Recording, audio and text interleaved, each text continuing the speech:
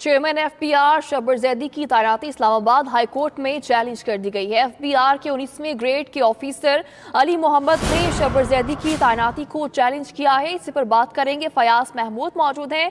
फयाज, बताइएगा किन बुनियादों पर चैलेंज की गई है तैनाती? जी देखें, एफबीआर के चेयरमैन शब्बर जैदी की तैनाती को इस्लामाबाद हाई कोर्ट में चैलेंज किया गया है, जिसमें इस्तदा की गई है कि शब्बर जैदी की तैनाती को गैर कानूनी करार दिया जाए। शब्बर जैदी को बतौर चेयरमैन एफबीआर काम करने से भी फौरी तौर पर रोक दिया जाए, जबकि उन्होंने कहा कि प्राइवेट सेक्टर से एफबीआर में तैनातियां भी रोकी जाएं।